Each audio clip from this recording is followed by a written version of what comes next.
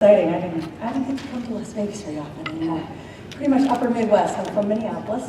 I've only been with One America just under a year, but I've been 25 years in the business. I was with Allianz 18 years, and I was with John Hancock for 8 until they closed long-term care down. It was a sad day. But I was fortunate enough, I really am excited about One America. We've partnered with Harley Gordon, who's going to be up here shortly, who's obviously very much an expert in the field of long-term care. Matter of fact, all of you will go away with his book, The Conversation, his latest book. And we'll have some time, hopefully, Harley, that you can maybe sign these for them if people want them signed, that kind of thing.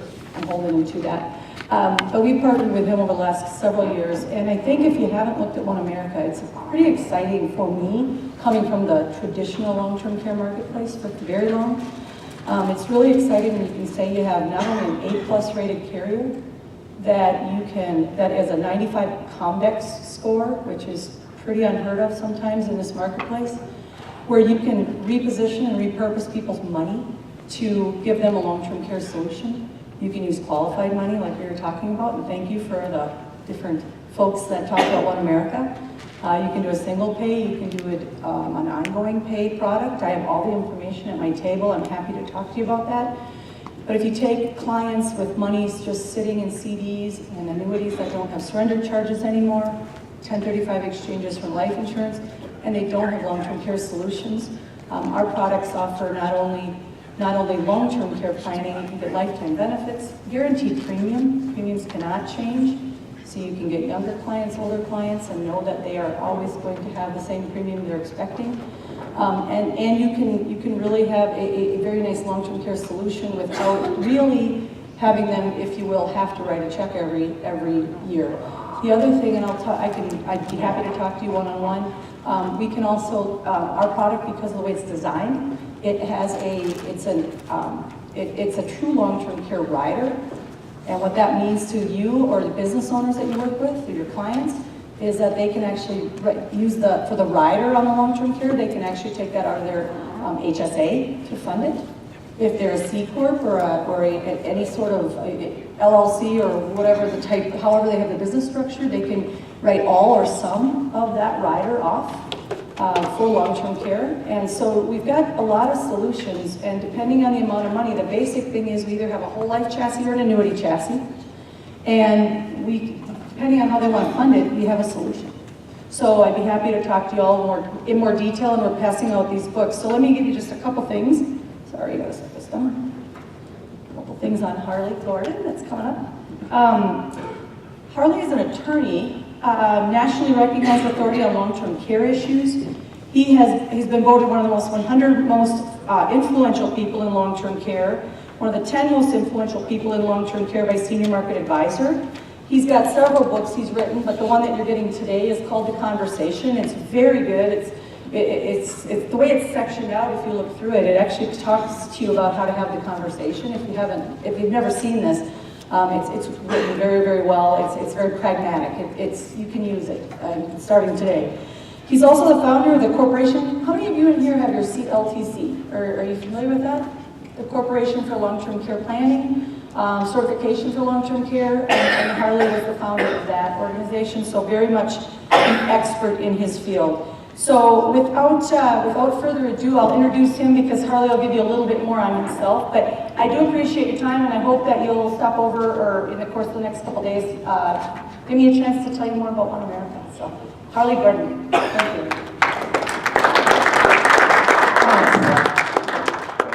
Good afternoon, everyone. Ruth mentioned that I was voted one of the 10 most influential people in long-term care. The other 9 are out of the business. So I'm not good at math. What would that make me? I'm sorry, thank you. Well, I'll tell you what happens when you don't adapt. And if it's a product that took a while to adapt to the realities of pricing and underwriting long-term care insurance as opposed to child. Let me give you a bit of my background because perhaps we'll take a look at the next 60 or 75 minutes. So, Ruth mentioned I'm an attorney. My area of expertise in that field is something called Medicaid planning. Does anyone know what Medicaid planners do?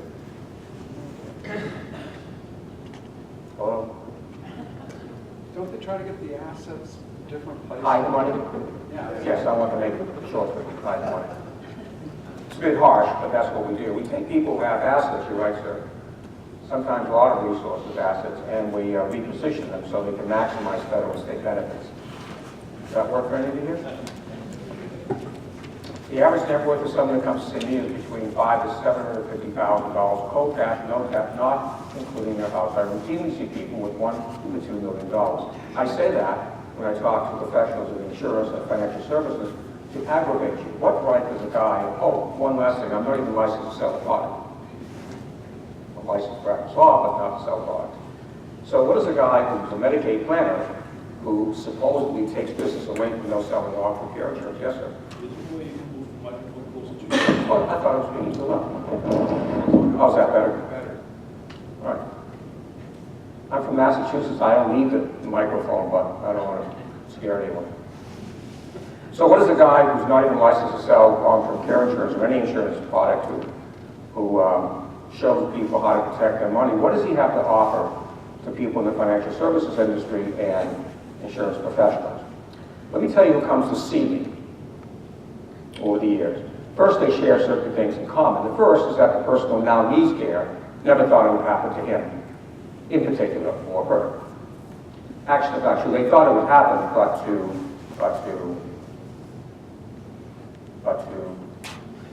someone else. Medicaid planning is driven almost 100% by children. This may or may not surprise you. And every kid who started the conversation when they first met me used words to the effect, and I want this to come across as sincere. We just want you to know, Mr. Gordon, that this has nothing to do with the money. Anyone believe that, Mr. Gordon? Because if you do, you're off your antipsychotic medication. It's always about the money. They're upset. They're upset at their parents for spending their money. And sometimes they're upset with people in the insurance business. I'm not here to threaten you. If you want to sell it, fine. If you don't, that's okay.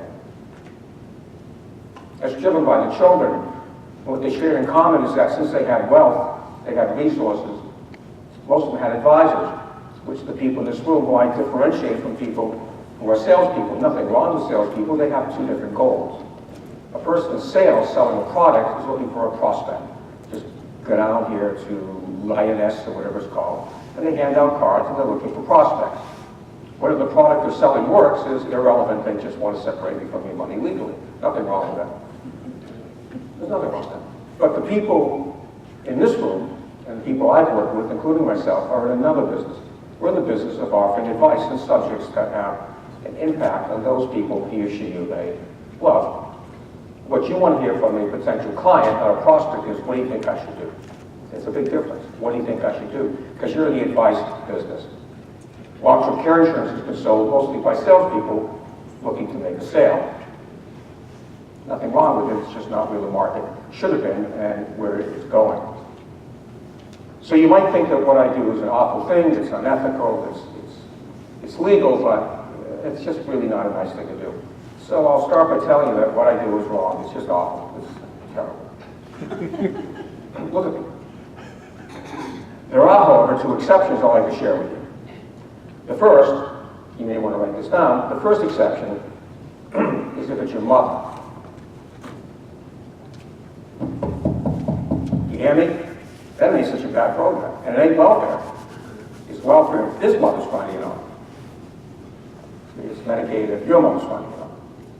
And the second exception, the reason why I'm here, and the reason why One America sponsors being another carrier is because this stuff works, is if it's your client, because those are the people who come to see me. And for those who do have advisors, whether they're insurance professionals, not insurance salespeople, insurance professionals or financial service professionals, when I asked the family, did you have one? Most of them said yes. Did the conversation ever come up proactively during a review of a portfolio, insurance or otherwise, about the subject of long-term care, which I call extended care, and I'll show you why. The answer is no. This has been a reactive sale for many people in the industry. That's assuming people even like the product. It's freighted with a bad bunch of vibes. So I'm not here about the product. I don't care whether you like it or not. I'm here about a subject. So that's the subject a conversation about what happens when you don't proactively engage your clients in a subject. Not a product, a subject. That's the title. I like to research the people I'm speaking for. So, Tony, does that sound familiar? Yes. Yeah, see, I don't like just blown in here and, oh, you're selling windows? No, not window shades, you're in the brokerage business. So take a look at that. So those are nice words, but the question is, do they put them into practice by offering something? A lot of BGAs don't, and I've been in this business a long time, over 20 years. Sure, they offer back room advice, they offer comparative analysis, but do they dig in and bring in people who can help you do a better job for your clients by offering education about a subject? And that's what this is about. So may I ask, do we have any, I know we have NFA, sorry, NFA? Yes. So that means you have assets under management, so do, yes, no? Yes. Okay, and we have insurance professionals who are selling a various variety of products, yes, no? Yes. Okay, so pay attention, all of you. Now, let me divide this room. For the financial advisors in this room, I want to give you compelling reasons why you should proactively engage your client, not wait for him or her to ask for it. And for the insurance professionals who are working with centers of influence, including lawyers and CPAs, I want you to think differently about how you position yourself with those people and how they perceive you. Sometimes it's someone pushing a product to make a commission. But we're going to give you information that allows you to reposition yourself from a presenter of product, which many people like me don't even think is necessary, to a presenter of information on a subject that impacts their business model. That's what I'm interested in listening to you from about, not the particular products that you sell. So, let's start with this, everyone. This is for the FAs and obviously for everyone. So who's got assets under management? Someone here? Yes, no? So if I might, that look familiar to you in one form or another?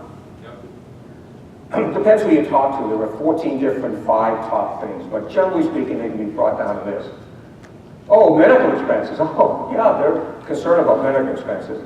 But I can't remember the last time in talking to financial advisors where they proactively discussed what I consider as just as serious a subject, and that's custodial care. That ain't medical care, that's custodial care. So here we go, hold on to your seats. There's perhaps no other unexpected serious event in life that has the potential of causing serious, if not irreversible consequences to the people your clients invite into their lives and said they take responsibility for, that are need the care of an extended period of years. How can he say that? Dying during working years is worse. Really? Really? Let me play that out for you. You taking pictures or? Okay, just asking. Someone dies during working years, male or female, doesn't really matter. He or she's a breadwinner or taking care of the children. Listen, it stings. It stings. Financially, it's going to be very difficult perhaps, but maybe if they're young enough, they can get back on their feet. And I can tell you that an unexpected death will almost always bring families and children together. Here's the thought. If your client ever needs care of an extended period of years, there's a very good possibility that children will never talk to each other again. Period. Hard stop. And hear an amen? Amen. Yeah. And if it does happen later in life, there's no way this family can recover financially. They haven't got the time, and they haven't got the resources. That's a subject. Am I yelling at you now? Let me bring this down. I was down in Alabama. I was down in Alabama, and I'm raising my voice, and I'm animated, and some guy in the back of the room went like this. What are you doing? Yeah, I didn't do anything. If I'm in the Northeast, this thing, let's kind of move this thing along. Let's go. All right, that's the subject. Let's take a look at the agenda. Is the conversation worth having in the first place? First and foremost, professionals must believe that the subject has an impact on their business model. Not a product, but a subject. This is respectfully, most often a reactive sale. Someone's asking you for long-term care insurance. Someone asks you for life insurance. And if someone asks you for life insurance, the first question out of your mouth is why? And if there's a momentary hesitation or the following response, you ready? That's a decline. That's a highly underwritten or decline because they're not telling you, I just got married, I have children, having one on the way, I'm starting a business, so forth and so on. So reactive sales work against everyone because if you're responding and you simply throw the application in and it gets rejected, the client gets mad at you. And of course the client didn't realize that they had a heart attack. Well, they thought it was angina. Why are you laughing? I hear another amen. Right. I didn't know that. I thought I had acid indigestion when they rushed me to the hospital. Yeah. So first up, do you believe the conversation is worth having? I hope to earn your respect in that one. Now, if you believe it is, we move on to part two. Changing the intent of the conversation. I mean, this is really disruptive. We're going to challenge every precept that you've ever learned how to sell the product, starting with, it comes across that you're selling a product. And for those people in the insurance end of this room, that is off-putting to financial service professionals who are offering selling advice. This is very disruptive. We're going to completely dissemble risk-based selling backed by statistics. Doesn't get you anywhere other than sick people, which don't buy anyway. And by doing that, we're going to show you that what really matters in this family is a conversation about a set of consequences that would devastate his or her ability to keep commitments. And then finally, once the client believes that you have his or her interest at heart, that you've given them compelling reasons, they're going to say, I don't want that to happen. But we don't go to selling a product. We put together a plan. This is how cool the presentation is. If you do it right, the person, as you'll see in a minute, typically guys, healthy guys, who never want to meet with you in the first place, look you right in the kisser and say, are you serious? And for the first time, you can say, I'm dead serious. So you're telling me, Jeff, so you're telling me that I'm not going to need care. And that's what I suggest you tell them. So you're telling me I'm not going to need care ever? Absolutely correct. By the way, why do you tell a perfectly healthy guy he's not going to need care? Someone, audience participation. That's what he thinks. So am I in an argument with him? No. But you told me, Jeff, if I ever need care, it will devastate the people I said I'd take care of. That's correct. My kids may not talk to each other again. No, they won't talk to each other again. You'll undermine every program you put together with me. That's correct. Let him decide if the consequences are serious. See, that's what professionals do. They lay out a set of consequences and let the client decide if they're serious enough. They're serious if the client believes you're not motivated by a commission. That's the business I come from. I want to take a look at what these products do, which have nothing to do with protecting him. Guys in particular don't need no stinking insurance. Next up. To turn a product-driven sale into a purpose-driven sale. Who's been doing this insurance and financial service for like 15, 20 years? Anyone? Long time? Okay. So Mr. Spellman, look at that statement. It's purpose-driven, not commission or product-driven. Those are the people I want to talk to. When I started this industry, I was dealing with a carrier that had a career shop. They did nothing but work with leads. They worked leads, they threw them against the wall. And if they didn't go, they'd go there with duct tape, they'd duct tape them to the chair, and they wouldn't leave until they had an application. Really not good stuff. They bring diapers to meetings. And take out a diaper and say, how would it make you feel if your kid had to change your diaper? How could you make this stuff up? Those are the people I want to talk to. Those who are purpose-driven. They're not part of the community, you are the community. When a client dies, you've known for 10 or 15 years, you suffer a loss. Second, to give you the skill set to successfully engage perhaps the most difficult demographic, healthy men whose friend didn't just drop dead. Healthy men whose friend or close relative didn't have a severe disabling illness and they can't earn income. Or in this case, someone who hasn't rolled up their sleeves and taken care of someone who is so frail and so fragile that that person's life didn't end, the caregiver's life ended. When you can do that, they'll get underwritten. Because they don't want to talk to you in the first place. And finally, to have you think different about what these products do. All right, that's it. Let's get into it. I've been doing this for like 20 years. I still get into it. Because it's an important subject that's been mishandled for years. And people who should be talking about this never really had this skill set. All right, here we go. I'm not going to use long-term care. Because when you start a conversation with long-term care, there's no more conversation. It's over. It's finished. Old people in nursing homes won't happen to me. Put a gun in my mouth. It's expensive. Whatever. I don't use it. Oh, you don't use it. You get your money back. That's not good. No, seriously, you get everything back in it. You can leverage it. I just need the information. In the world of sales, you always want to present a thought or a statement that compels the client to say, "What the hell are you talking about? What are you talking about?" I'll give you an example. Because without putting this into a structure means nothing. So Peter, any questions on the portfolio? This is a segue sale. For most people, they're not going to give up their day job to sell the product. So it's a segue. Any questions on the portfolio? I'm up to date. Pause for a second. You have a few minutes? You say, yeah, what's on your mind? I got to talk to you about a subject I sure brought up earlier. I says, what is that? I want to talk to you about what would happen to Susan and the children. What's the rhythm of selling? I want to talk to you about a subject that left unattended to, it ever happened, has potential to cause a series of not irreversible consequences to the people you invited into your life and you said you take responsibility for. What are you talking about? The subject is extended here. What does that mean? You're already going down that road. You want to start with long-term care? I mean, it works if they're sick. It works if they have a terrible prior experience. All right. Let me give you a brief background on the time that I have about the subject, because to be able to convey the subject, you need to understand the basics. So here we go, in 1 minute or less.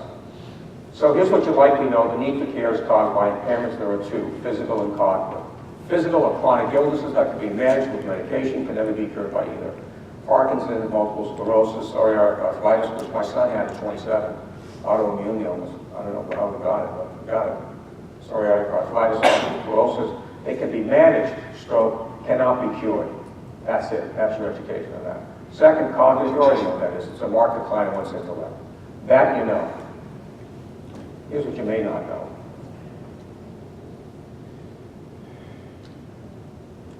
If you take one word out of this meeting, at least from me, it's the word compromise, particularly when you're talking to guys. As the illnesses progress, they severely compromise the clients to get through the most basic of daily routines, therefore jeopardizing the innocent. Not him, because he ain't going to have anything happen to him.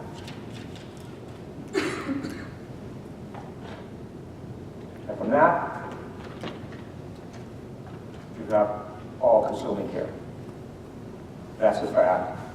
So in supposition, sun comes up in the east, generally speaking, that's what happens. It becomes all-consuming. And that, ladies and gentlemen, the jury creates the first of two serious consequences. So here we go. I'm going too fast stopping. Everyone hear me okay? Hear me okay over there? So here's what happens. Let's take a look at what happens. The first set of consequences are to the emotional, physical well-being of the client's family. They're severely impaired. Now, I want to give you some power thoughts. It's in the book. Everything that's here is in that book, and it's a great lead generator. A lot of people use it as a lead generator. It's a nice review of what we talked about, give it to the client, and then call him in 2 weeks. Or a week. Have him read it. If he doesn't read it, tell him you never talked to him again. Who laughed? Who thought that was? So you've been in the business a long time? Yeah. Sometimes you can tell your clients, you can talk to them like that. Read it, I'm not going to talk to you again. What? Read the book. It's great. I want to give you some power thoughts you can use when you get back to work. First one is, Tom, providing care to you will likely make Susan as chronically ill as you are. What do you mean? Providing care to those who are chronically ill makes healthy caregivers chronically ill. That also, kids, is a fact. It also causes resentment. Couple of reasons why. She doesn't like him in the first place. Okay. He doesn't like her. And second, she wanted him to take action to get the product. And he said it was a sucker's bet. Okay, between the husband and wife, she'll take care of him, he'll take care of her. But there's an escalation in consequences when there are children. Dig this. Now, decent parents raise their children to go away. Mothers are meant to be left. Anna Ford said that. Mothers are meant to be left. And so my former wife, who I'm very close with, for her whole life, 25 years of our lives, 20, whatever, raising these kids to go away, teaching them certain values that you teach your children, hoping you won't make the mistakes that we did, which they will, but they're strong people. My wife and I have an 18-year-old. I'm 69. I was off my antipsychotic medication. You know, the math looked good. I'm 52. When we adopted her, he's 2 hours old. Math is not complicated. I'm still a young guy. All right. By the way, if anyone has any questions or issues or concerns about your life, questions that are unanswered, call my 17-year-old, okay? And if you have to sum up teenagers, it's one word: impatience. They got all the answers. They're like, hey, can you help? I'll take care of it. I don't know how I got through my life before you were there. Are these kids my oxygen? Absolutely. You want my attention? Don't BS me about what's going to happen to me. Talk me something will happen to people I love. At least one of these children will have to put aside his or her life when they see their mother or father start to buckle, or there's only one surviving parent, and that parent is no longer safe. Now, for those women in this room, when you talk to guys, please, this is the rigor. You gotta ask, Tom, let's play that out. When you talk about care and nurturing, let's play that out. Women, however, play this out 24/7. Men don't. So Tom, let's play this out. You need care. What happens to your wife? Well, I guess it'll be tough on her. No. Given the nature of these illnesses, there's a very good possibility she'll become as chronically as you are. What do you mean? See? What do you mean? Which will cause one of the kids to get involved. Well, listen to me carefully. If you ask a guy, I can't imagine wanting your kids involved with this, every decent guy will say no. And you want to write this down word for word to make sure there's an application somewhere. So you say, I can't imagine wanting your kids involved with this. You say no.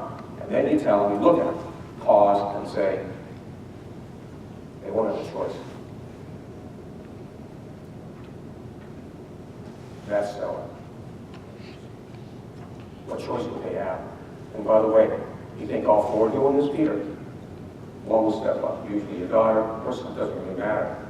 Now, take a look at what impact this has on his or her family.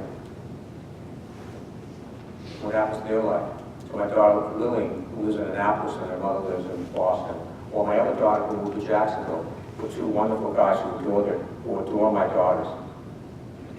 That's a nice legacy for me to leave. They adore my daughters. They do anything for strong guys. And so they're raising their own family.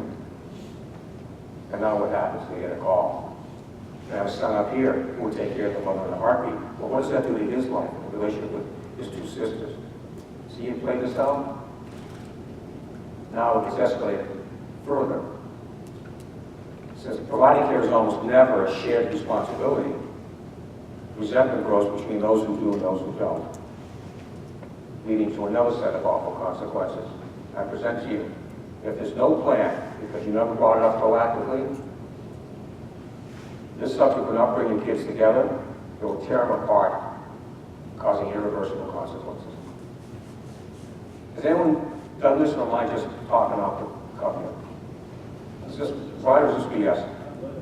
Yeah. 6 siblings don't talk at all. Yeah. I'm living it right now with clients, students. You see why I'm here? But I tell you, I don't care whether you like the product or not. You know what the industry, one American in particular, Jen with also, but they understood if you want to expand the market for this product, never talk about a product to the market. Financial service professionals don't sell product. They sell advice. This is advice driven. If you've been in the business long enough, you're dealing with clients, you're not selling the product, you're offering advice, asking the right questions. Find out what's important to the client. This is an important subject.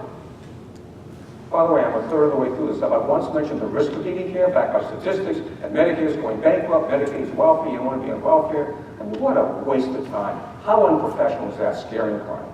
You just lay out the facts. And you're going for it right now, ready? Right now? Watch. You know what that means? It's just what it is. Right or wrong. It's just what it is.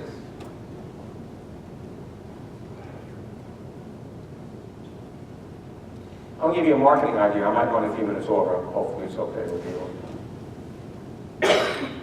Go talk to people in second marriages. You want to see an opportunity? You want to see an opportunity to do something good? Go talk to people in second marriages. Because the lawyers who draft the premarital agreements or the separation agreements never mention extended care. Never. They talk about you get divorced, you whack up the money. But you talk to a domestic relations attorney and say to a freedom, a domestic relations attorney, have you ever proactively engaged older clients on what happens to the adult children if one needs care in the future? What do you mean? Sale. Frida, you do premarital agreements and second marriages? Yeah. You talk about whacking up the assets if there's a second divorce? Yeah. One dies? Yeah. Have you ever talked about what happens to that carefully crafted plan if one needs care? What do you mean? See, now you're useful. I'm in a second marriage. My wife has assets. I have some assets. The operative word in that one is some.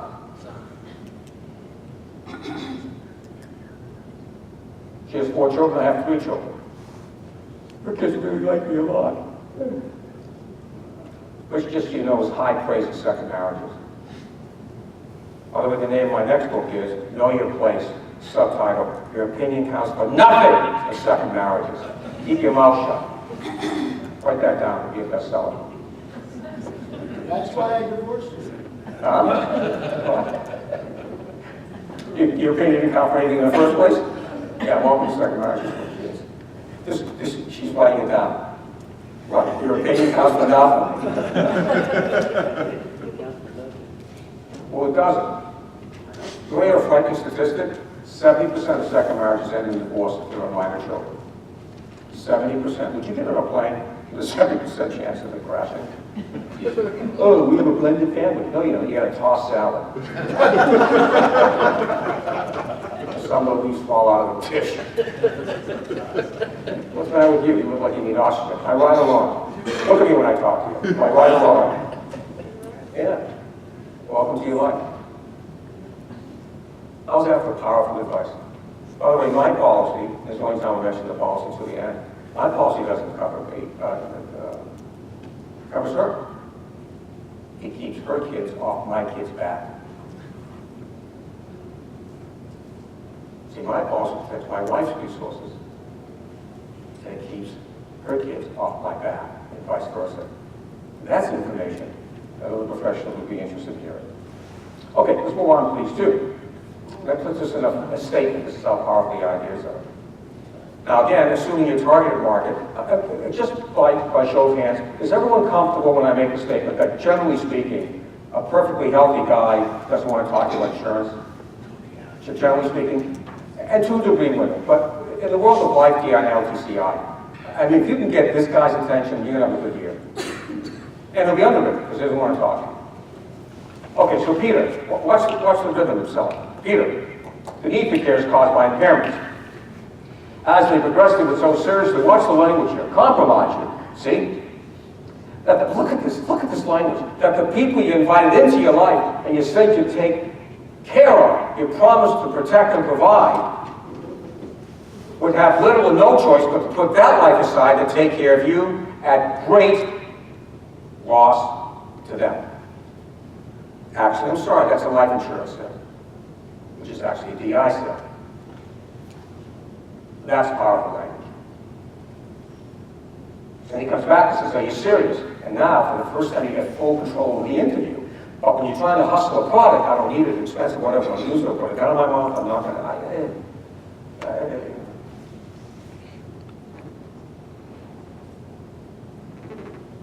use that.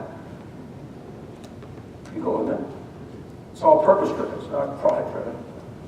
Yeah. In fact, whoever did this, I'd say, is a semi-genius. I'm sorry? Yeah.